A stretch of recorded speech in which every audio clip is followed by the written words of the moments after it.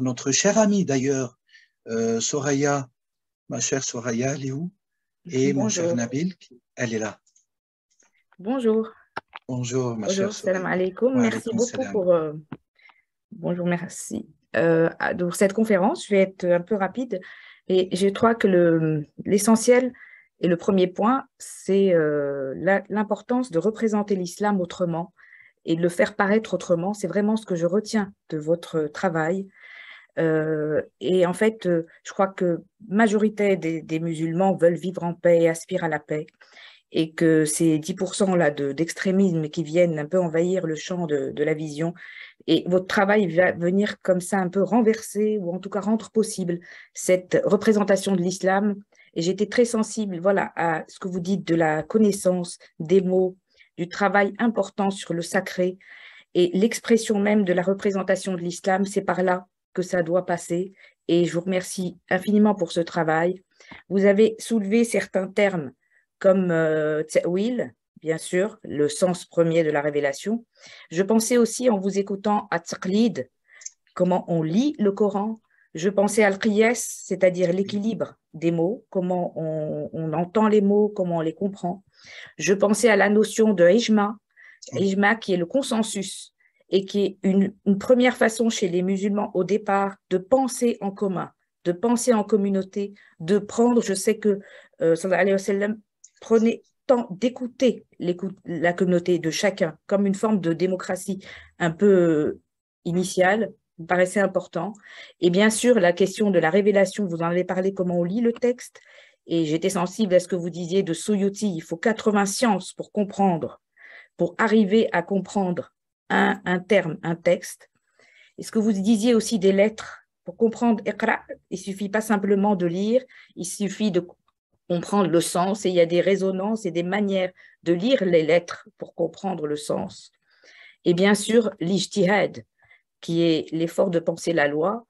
Et la loi est très importante parce qu'il y a eu à un moment donné la fermeture des portes de l'ijtihad. Oui. Et quand on est dans la transgression, on est aussi dans la transgression de la loi.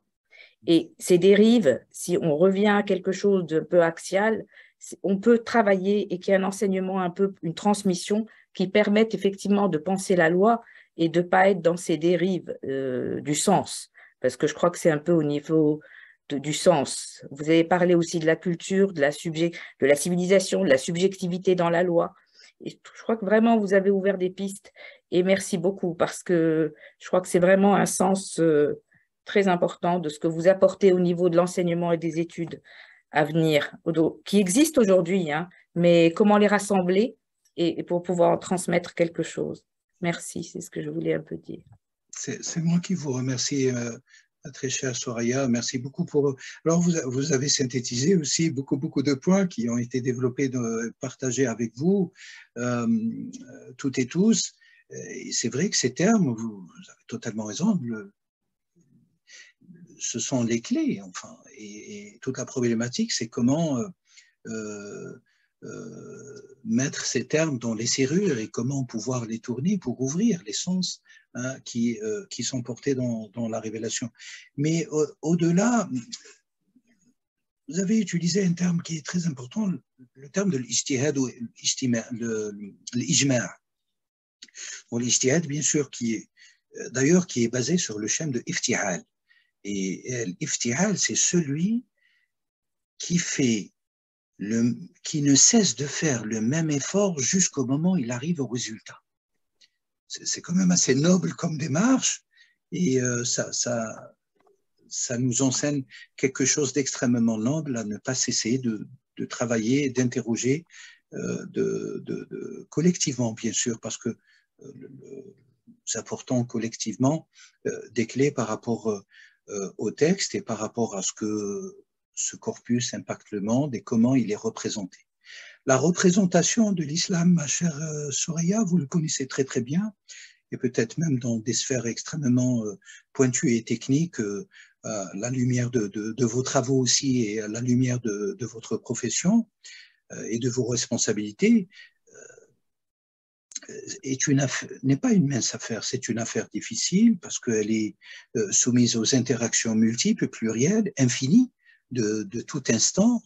Et ce qu'il faudrait peut-être relever, c'est comment rendre chaque instant bénéfique pour nous, pour l'humanité.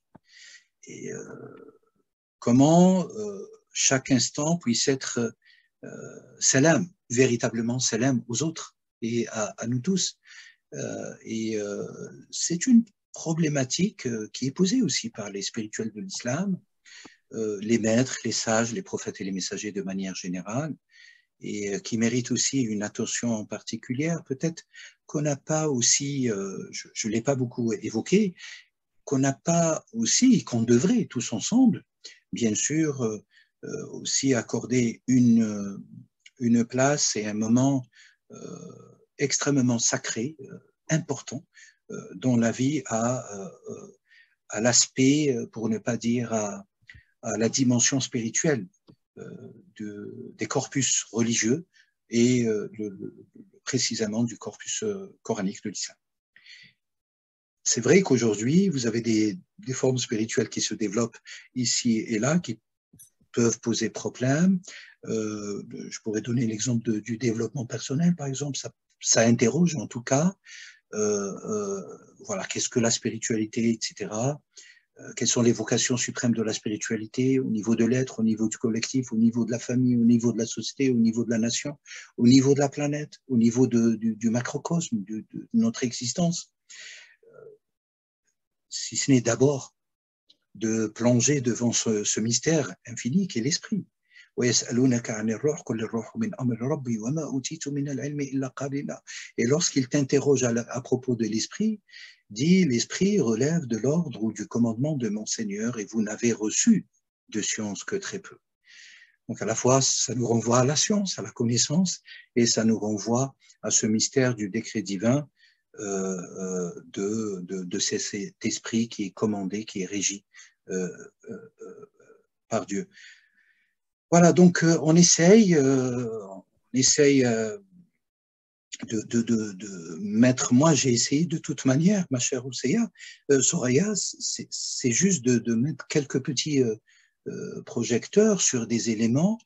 Je crois dans la littérature, et vous en savez beaucoup, sur la littérature autour des questions de l'extrémisme, du radicalisme, des déviances, du sectarisme, etc., de mettre un peu des projecteurs sur des éléments, à mes yeux, selon moi, dans la littérature depuis 10 ou 15 ans, dont on ne prend pas énormément l'ampleur et à qui on n'accorde pas beaucoup d'importance, alors qu'elle est viscéralement importante, essentielle pour pouvoir réfléchir, penser, identifier, guérir, etc., endiguer, proposer des solutions. Je vous remercie infiniment. Je donne la parole. Merci à vous.